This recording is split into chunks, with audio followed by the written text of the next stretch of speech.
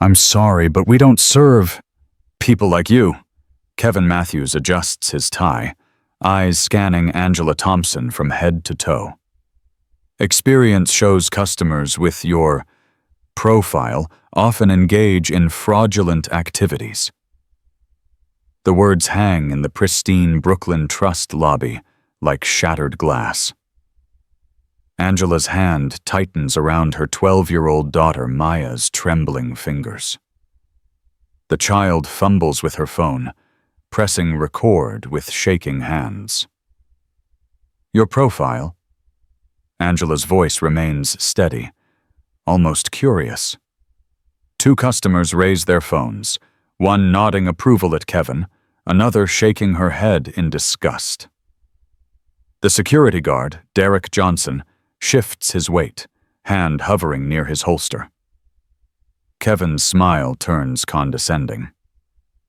Perhaps you'd be more comfortable at another establishment, one more suited to your demographic.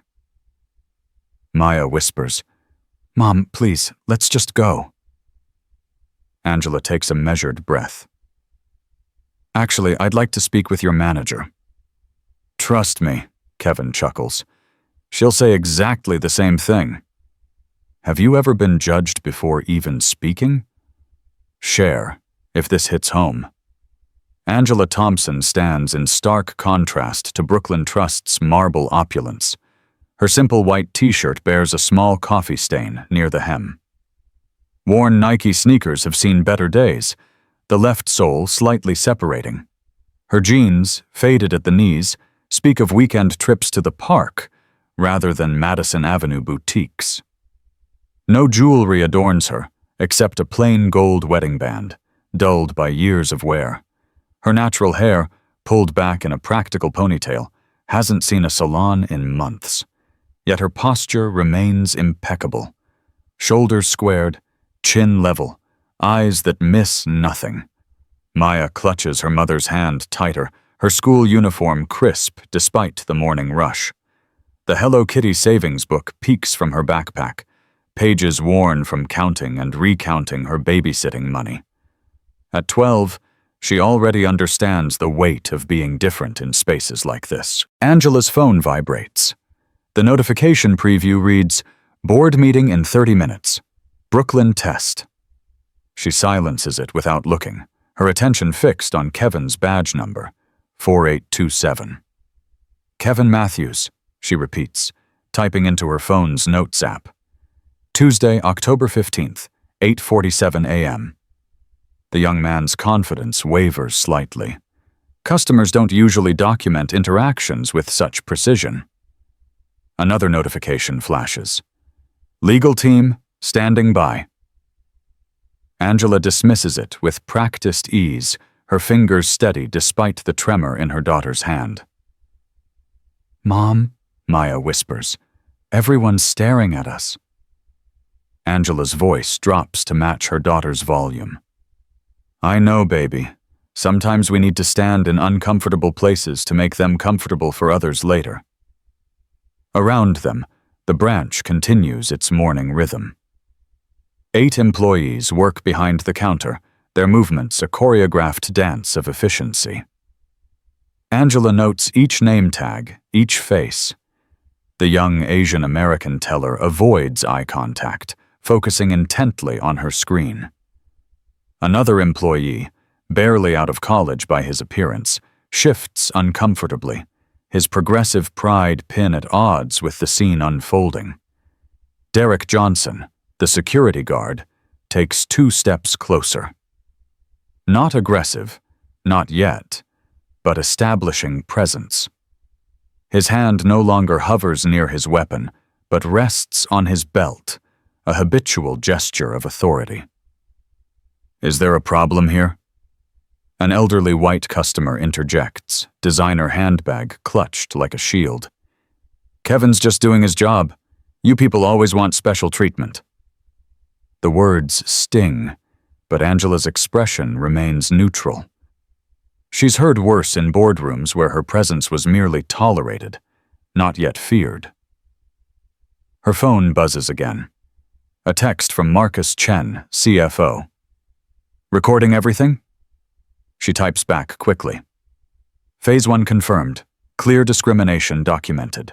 The branch manager's office door remains closed, Patricia Williams' name gleaming in brass letters. Angela knows the woman's reputation from her research. 23 years with the bank, promoted through connections rather than merit. 3 discrimination complaints quietly settled. Perhaps, Angela says, loud enough for the security cameras to capture clearly. You could explain your policy about certain demographics. I'd love to understand what specific profile concerns you. Kevin's face flushes. The carefully coded language that usually provides plausible deniability sounds ugly when repeated back. Look, we have standards here. This is a prestigious institution. We serve high-net-worth individuals, not, he gestures vaguely at Angela's appearance, not people who look like me. Angela finishes calmly. The young teller with the pride pin, Sarah Chen, according to her nameplate, opens her mouth as if to speak, then closes it. The internal conflict plays across her features. Job security versus conscience. Angela checks her phone. 8:51. 9 minutes until the board meeting. 9 minutes to complete this carefully orchestrated test of the bank she now controls. You know what? Kevin's bravado returns. You're right. We don't serve people who can't meet our minimum requirements. The nearest credit union is 6 blocks south. They're more accommodating. Maya's phone captures every word, her young hands steady now with purpose. She's learning a lesson no classroom could teach. How power hides behind policy. How prejudice wears a professional smile. Angela takes one last look around the branch that will soon learn her name. I understand completely, but I still need to speak with your manager. Patricia Williams emerges from her office like a queen surveying her domain. Her Armani suit costs more than most people's monthly rent. Each click of her Louboutin heels a declaration of superiority. She assesses the situation with practiced disdain, her gaze lingering on Angela's coffee-stained shirt before settling on her face with barely concealed disgust. Kevin, what seems to be the issue here? Her voice drips false concern. Oh, I see what's happening. She turns to Angela with a smile that never reaches her eyes. Ma'am, this is a prestigious financial institution. We serve a very specific clientele. Perhaps the Bed-Stuy branch would be more equipped to handle your banking needs. The words land like calculated blows. Around them, the branch polarizes. 3 elderly customers nod approvingly, one muttering about maintaining standards. But a young Latino couple exchanges knowing glances, the woman pulling out her phone to record. A black businessman in the corner shakes his head, remembering his own battles for recognition. I simply want to open a savings account for my daughter, Angela states, her composure a stark contrast to the hostility surrounding her. Patricia's laugh tinkles like breaking crystal. Of course you do, but you see, we have very strict know-your-customer policies. You have no appointment, no referral letter, and frankly, she pauses for effect. You're not the type of client Brooklyn Trust typically serves. Sarah Chen, the young teller, finally finds her voice. Mrs. Williams, our policy actually states that anyone can open a basic savings account with proper identification and minimum deposit. Patricia's eyes flash dangerously. Sarah, my office. Now. You're clearly confused about how we implement our policies. But I'm just reading from the manual. Now, Sarah, consider yourself suspended pending review of your performance. The power play is breathtaking in its cruelty. Sarah's face crumbles as she realizes her job hangs by a thread for speaking truth. Maya's tears start falling silently. Mom, they're being so mean. Can we please just leave? Angela pulls her daughter close, feeling the child's humiliation like a physical wound. But this is bigger than their comfort. This is about every child who will walk through these doors. We protect our high-value clients from fraud, Kevin adds, emboldened by his manager's support. It's nothing personal, just statistics. Statistics, Angela repeats, typing another note. And these statistics are based on experience, Patricia interjects smoothly. Decades of it. Now I'm going to have to ask you to leave. You're creating a disturbance. Derek moves closer, his bulk meant to intimidate. Ma'am, let's not make this difficult. The Latino woman live streaming speaks up. This is disgusting. You denied me a business loan last month with the same excuses. An elderly white man counters. They're protecting our investments. If you can't meet the standards, go elsewhere. The tension ratchets higher. Patricia signals Kevin, who picks up the phone. I'm calling the police if you don't leave in 60 seconds. For what? Angela asks. For requesting equal service? For trespassing on private property after being asked to leave, Patricia responds, her smile sharp as a blade. Derek's hand moves to his taser. Customers gasp, phones rising like weapons of accountability. The livestream viewer count climbs. 500, 800, 1,200, watching in real time. Angela's phone buzzes urgently. The board meeting has started without her, exactly as planned. She opens her email, the draft waiting.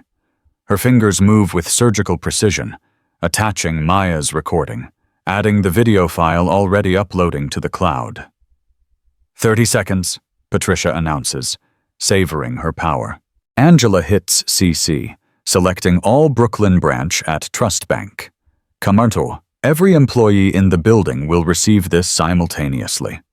The BCC field already contains the board of directors, the legal team, and 3 major news outlets. 15 seconds. In the subject line, Angela types, Code Red, CEO discrimination test, failed. Time's up. Patricia's triumph rings hollow in the marble lobby. Angela presses send and looks directly into Patricia's eyes. Actually, your time's up. Check your email. You have 10 minutes. The swoosh of the sending email echoes like a gunshot. Around the branch, computers ping with incoming mail.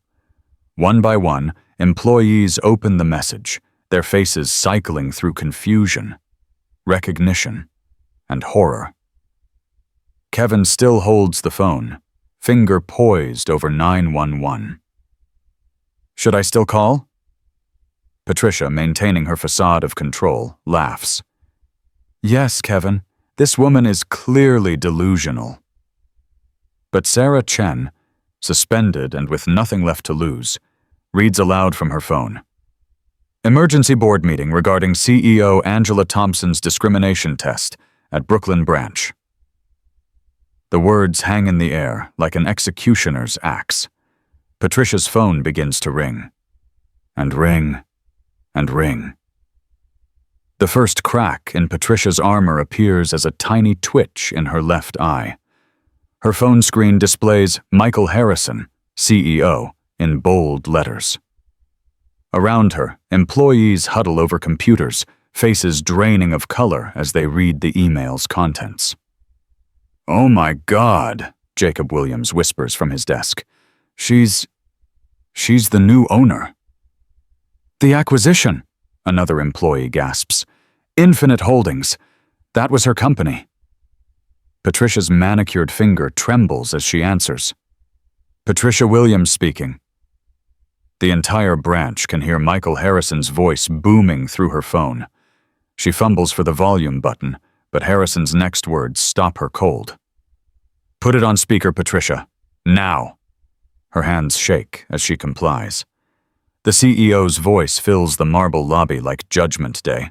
Attention all Brooklyn Trust staff.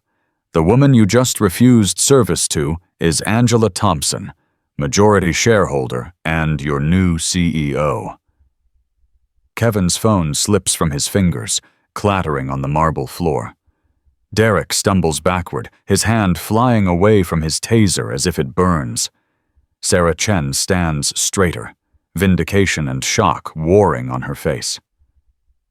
This was a planned culture test, Harrison continues, his disgust palpable. One that you failed spectacularly. The board has been watching via live stream for the past 20 minutes. Patricia's legs give out.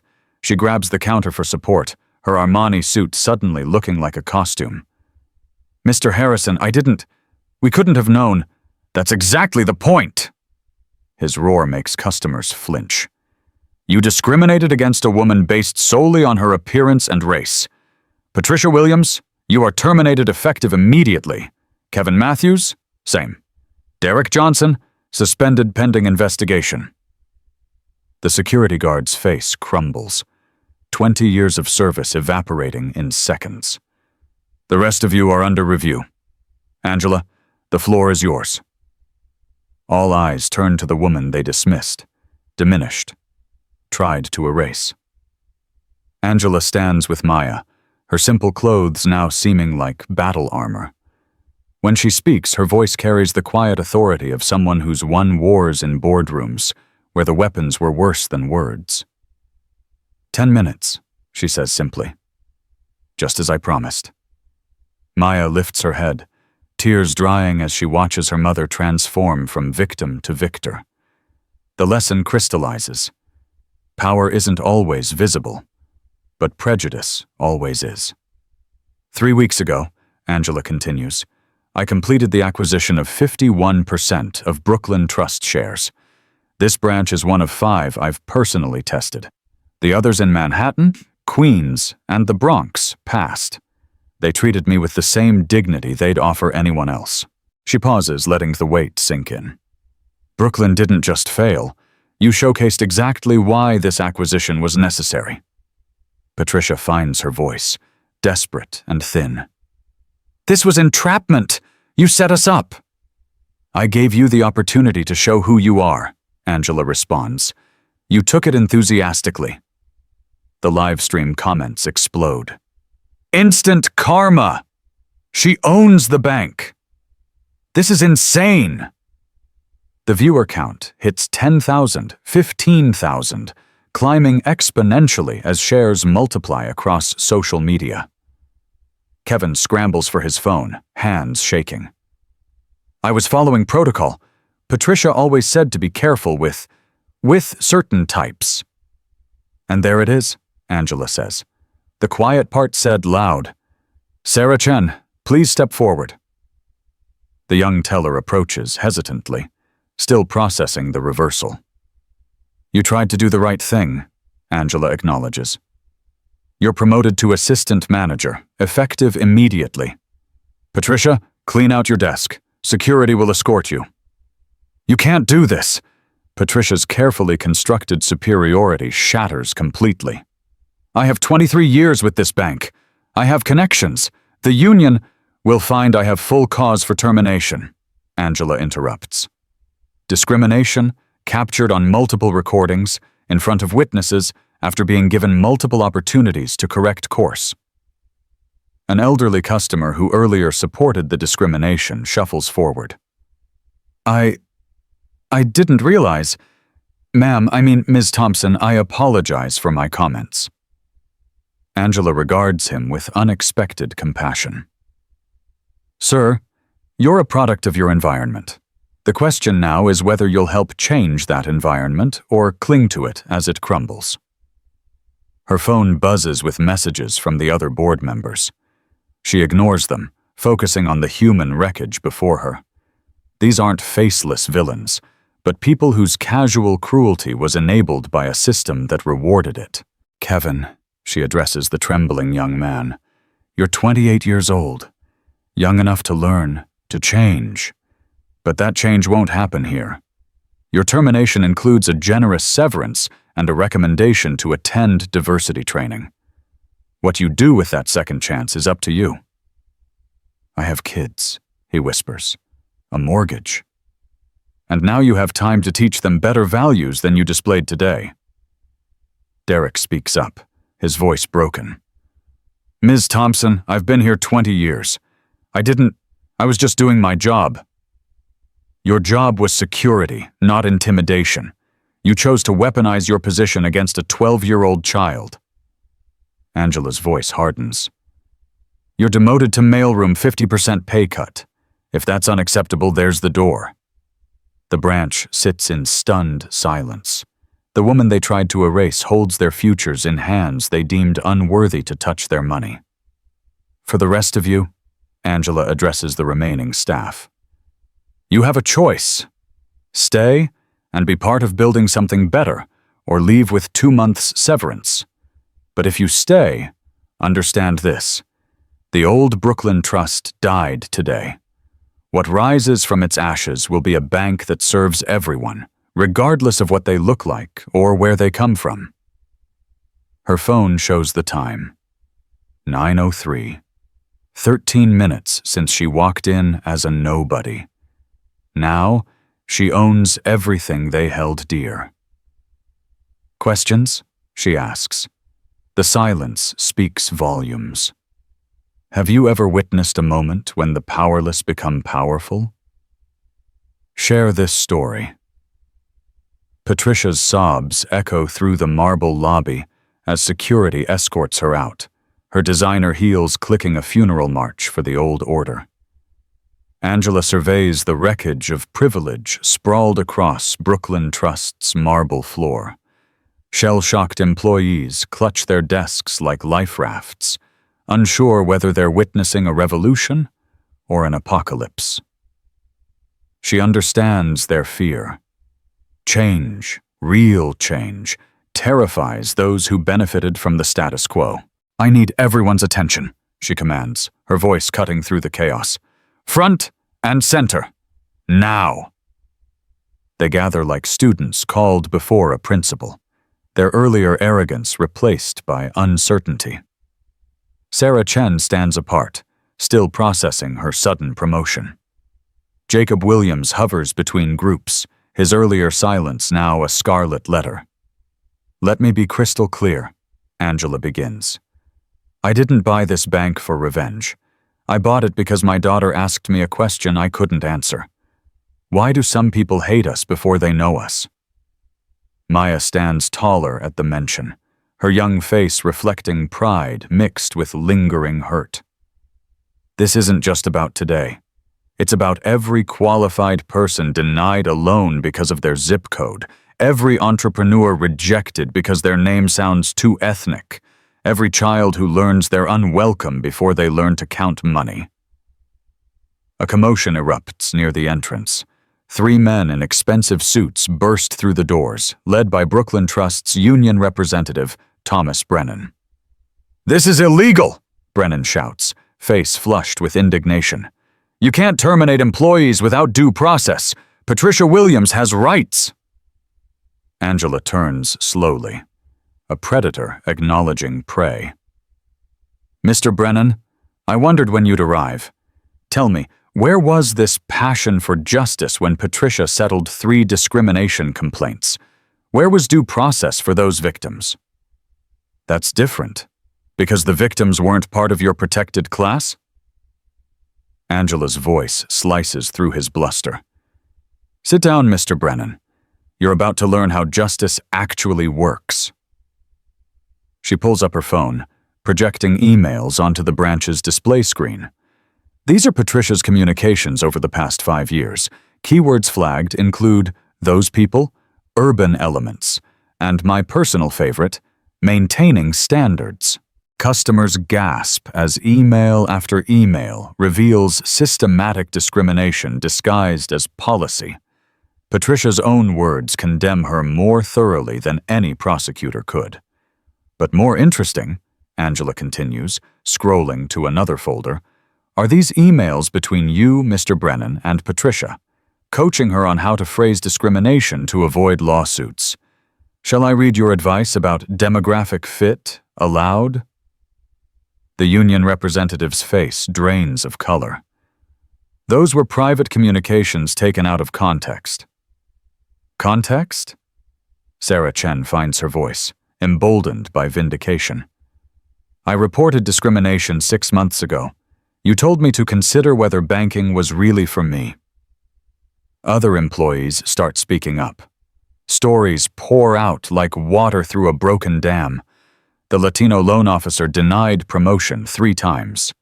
The black teller written up for wearing her natural hair. The Asian analyst told he was too quiet for leadership. Angela documents each testimony on her phone. Mr. Brennan, you're not here to protect workers. You're here to protect the system that benefits you. That ends today. You still can't. Actually, I can. She displays another document. Brooklyn Trust's charter includes a morality clause. Discrimination violates federal law and our fiduciary duty. Every termination today is legally bulletproof. Test me. Her phone rings. The caller ID shows Channel 7 News. She answers on speaker. Ms. Thompson, we're outside with our cameras. Can you comment on the viral video of discrimination at your bank? I'll do better than comment, Angela replies. Come in. Document everything. Show New York what accountability looks like. Within minutes, news crews flood the branch. Patricia's termination plays out before cameras as she's escorted past, her tears mixing with mascara in ugly streams. Kevin follows, his earlier smugness replaced by the hollow look of consequence meeting privilege. But not everyone crumbles. A group of longtime customers approaches Angela, led by Margaret Whitman, whose family has banked here for generations. This is outrageous, Margaret declares. We won't stand for this social experiment. I'm closing my accounts. All $15 million. Others join her threat. We'll take our business to banks that understand their place. Angela meets their ultimatum with surprising calm. Mrs. Whitman, that's your choice. But consider this. You're removing your money because we've decided to treat all customers equally. What does that say about your values? It says we won't support reverse discrimination. No, Maya speaks up suddenly, her 12-year-old clarity cutting through adult justifications. It says you're mad because being white isn't a VIP pass anymore. The lobby falls silent. Truth from a child's mouth hits harder than any corporate speak. Angela places a protective hand on Maya's shoulder. My daughter's right. If equality feels like oppression to you, you've been privileged too long. Margaret storms out, others following. But for every customer who leaves, 2 approach Sarah Chen's desk. Young professionals, immigrant families, small business owners who've felt unwelcome for years. I want to open an account, says a young black entrepreneur. A bank that fires racists is where I want my money. Angela turns back to the remaining staff. Here's what happens next. Mandatory diversity and inclusion training, starting tomorrow. Not the checkbox kind, but real education about unconscious bias and systemic racism. Groans ripple through the group, but she continues. Hidden bias testing every quarter. Mystery shoppers of all backgrounds. Your bonuses tied to inclusion metrics, not just sales. And Sarah Chen will lead our new inclusion committee with full authority to investigate complaints. What if we refuse? Asks an older employee. Then you join Patricia in the unemployment line. But if you stay, if you genuinely commit to change, you'll find Brooklyn Trust becomes the model for banking nationwide. You'll be pioneers, not pariahs. Her phone buzzes with board messages, stock prices fluctuating, lawyers circling. She ignores them all, focusing on the humans before her. Change is messy, she admits. Some days you'll hate me. Some days I'll question this approach. But every person who walks through those doors will know they matter. That's non-negotiable. Jacob Williams steps forward. I wanted to speak up earlier. I knew it was wrong. but I was scared. Fear is what let this system flourish, Angela responds. Courage is what ends it. Choose which one defines you. The live stream comments surge past 50,000. Harvard Business Review requests an interview. The White House issues a statement supporting corporate accountability. But Angela focuses on Maya, whose eyes shine with pride and understanding. This is her true victory. Not the viral fame or corporate power, but showing her daughter that injustice doesn't have to be accepted. So, Angela addresses everyone. Who's ready to build something better? Hands rise slowly, tentatively. Not everyone, but enough. Change rarely comes unanimously. It comes when enough people say enough. Good. Sarah, set up interviews for new staff. Prioritize applicants from communities we've historically excluded. Derek, you start in the mailroom Monday if you're staying. The rest of you, report for training at 8 a.m. sharp. She checks the time. 9:30. In 45 minutes, she's dismantled decades of discrimination. But the real work begins tomorrow. Her phone rings again. This time, it's her CFO. Angela, 3 major corporations want to move their accounts to us. They're calling it the Thompson effect. She smiles, the first genuine one since entering the branch. Tell them we'll treat them exactly like everyone else. No better, no worse. That's the point. As news crews capture the rebirth of Brooklyn Trust, Angela holds Maya close. Sometimes revolution comes not with violence, but with viral videos and vulnerable courage. Who else is ready to demand change at institutions that forget they exist to serve everyone? Subscribe to follow this story. 1 week later, Brooklyn Trust resembles a beehive struck by lightning. Half-empty desks mark the exodus of those who chose severance over self-examination. Sarah Chen sits in her new office, assistant manager nameplate still surreal on her desk. Through her window, she watches protesters and supporters wage daily battles on the sidewalk. Racist CEO destroys traditional banking, reads one sign. Finally, a bank for everyone, counters another. Angela reviews the numbers with Marcus Chen via video call. Her premium office clothes hang in the closet, unused. She still wears simple attire, a reminder that power shouldn't require costume. 50% increase in new accounts, Marcus reports. Not the 400% the internet claims, but substantial. However, we lost 20% of our high-value clients. Including Margaret Whitman's 15 million, Angela acknowledges. But look at the demographics of new accounts. The data tells a story mainstream media misses. Small business owners from Bed-Stuy, immigrants from Queens, young professionals who'd felt unwelcome at traditional banks. Individual accounts smaller than Whitman's, but collectively powerful. Stock dipped 3% initially, Marcus continues, then rebounded to 5% growth after your CNN interview. Volatility remains high. Angela expected this. Revolution rarely follows smooth curves. Her phone buzzes with another legal notice. Patricia Williams filed a wrongful termination suit, seeking $10 million in damages. Let her sue, Angela tells her legal team. Discovery will be enlightening. How many discrimination complaints did we bury over the years? Meanwhile, Patricia sits in her lawyer's office, designer clothes replaced by off-the-rack professional wear. Her LinkedIn shows 500 views, 0 job offers. Banking circles whisper her name like a cautionary tale. They're calling me radioactive, she tells her attorney. 23 years of service and I'm unemployable. Her lawyer reviews the evidence. Multiple recordings, email trails, witness testimonies. Patricia, you called customers urban elements in writing. On camera, you said they weren't your type. We should consider settling.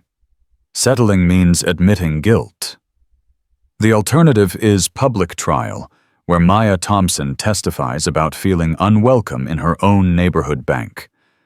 How do you think that plays to a jury? Kevin Matthews faces his own reckoning. The termination hit harder than expected. His wife, pregnant with their second child, struggles between supporting her husband and processing his actions. "You made a 12-year-old girl cry," she says over dinner. "Is that who you are?" "I was following protocol." "Stop!" Her voice cuts through his rationalization. "Our son is mixed race. Would you have denied him service too?" The question hangs between them like a blade. Kevin enrolls in diversity training the next day, not for career rehabilitation but for personal salvation. He starts volunteering at a youth center in Brooklyn, teaching financial literacy to kids who look like Maya Thompson. At Brooklyn Trust, Derek pushes mail carts through the same halls he once patrolled. The demotion stings, but not as much as colleagues' reactions. Some offer sympathy, others satisfaction. A few confess they'd always feared him. "You made me feel like a criminal every morning," one black employee admits, "just for walking in to do my job." Derek begins to understand his holster carried more than a taser. It carried generations of intimidation disguised as security. Sarah Chen thrives amid chaos. Her first act as assistant manager, implementing blind application reviews. Names, addresses, photos removed. Only qualifications remain. "We approved 30% more loans this week," she reports to Angela. "Turns out demographic fit was rejecting qualified applicants." But success brings scrutiny. Federal regulators arrive for routine inspection, their timing suspiciously coincidental. Angela welcomes them with radical transparency. "Examine everything," she instructs. "Every decision, every email, every policy. Show me where we're still failing." The inspection reveals uncomfortable truths. Decades of redlining embedded in algorithms. Loan officers unconsciously charging higher rates to minority businesses. Systems designed for discrimination, now being dismantled line by code line. 3 months later, transformation shows mixed results. Brooklyn Trust's diversity metrics improve dramatically. 45% staff diversity, up from 15%. Customer satisfaction among minorities soars 35%, but overall profitability drops 8% as implementation costs mount and some traditional clients flee. At a heated board meeting, directors challenge Angela's approach. "We support equality," one argues, "but not at the cost of shareholder value." "Define value," Angela responds. "Is it quarterly earnings or generational change? Are we building a bank or a better society?" "We're not a social experiment." "We became one the moment we decided certain humans matter less than others." Maya watches her mother navigate corporate warfare from the sidelines. The viral fame faded, replaced by daily grinding progress. She blogs about the experience, her 12-year-old perspective reaching audiences Angela's corporate speak can't touch. "Mom gets death threats," Maya writes, but also letters from kids saying their parents finally got business loans. Which matters more? The blog goes viral again, this time sparking deeper conversations. Not just about banking, but about how systems perpetuate inequality through tiny, daily cruelties. "Change isn't Instagram perfect," Maya concludes. "It's messy, slow, and sometimes backwards, but it's happening." Angela reads her daughter's words while preparing for another battle. Tomorrow, she faces shareholders demanding her resignation. But tonight, she holds Maya close, knowing some victories can't be measured in stock prices. Has your bank ever made you feel less than human? Maybe it's time to ask why.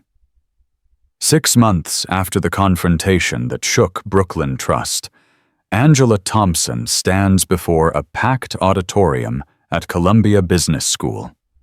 Her simple black dress carries no designer label, her only jewelry the wedding band that survived her husband's death and her rise to power. She's been invited to speak about the Thompson effect, but she has different plans. "They want me to tell you I'm a hero," she begins, voice carrying hard-won wisdom. "That I slayed corporate racism with a single email. The truth is messier." On the screen behind her, numbers tell complicated stories. Brooklyn Trust's diversity increased 70%, but profits remain 5% below projections. 3 branches successfully transformed, 2 still struggle with resistance. Change happened, just not Hollywood perfect. We lost $40 million in withdrawn accounts, gained $35 million in new ones. The difference? Those new millions come from people who never thought banks were for them. In the audience, Maya sits between her school friends, no longer the girl who cried in a marble lobby.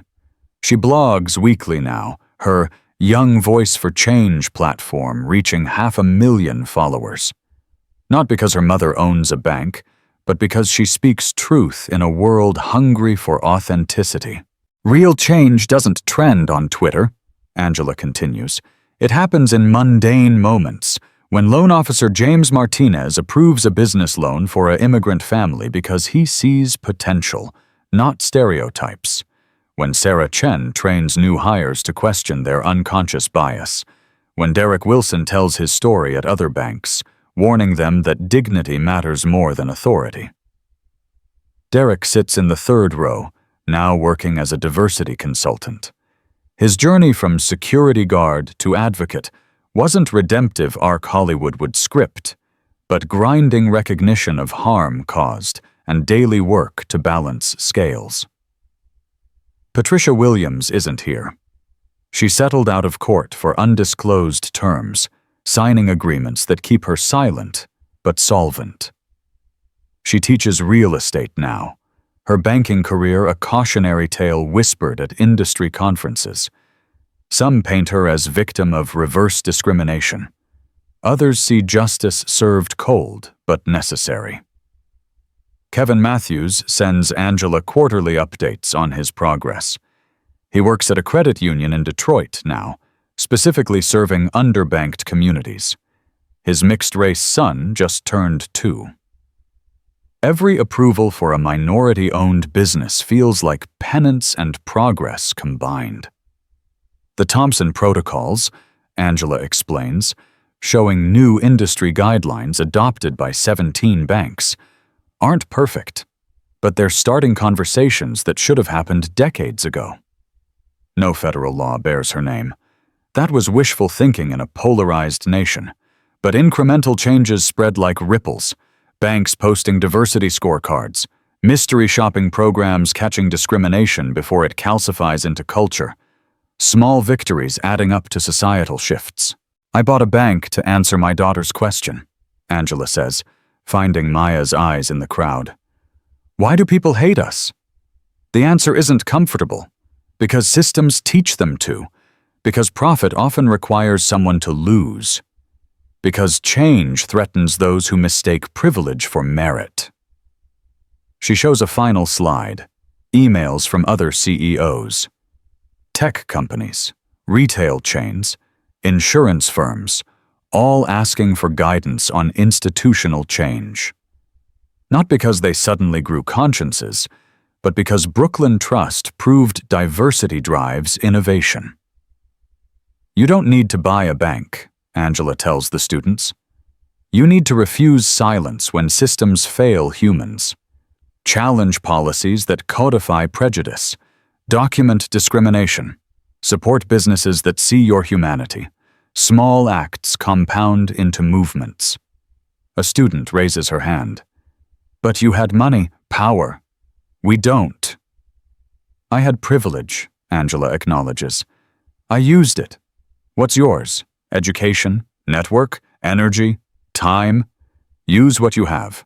Start where you stand. The speech ends not with standing ovation, but thoughtful silence. Real inspiration doesn't always feel triumphant. Sometimes it feels like responsibility. Later, Angela and Maya walk through Brooklyn Trust's flagship branch. The marble floors remain, but the atmosphere transformed. Families of every shade conduct business without side eyes or suspicion. Sarah Chen trains 5 new hires, all from communities previously unwelcome. "Did we win, Mom?" Maya asks, wise beyond her 12 years.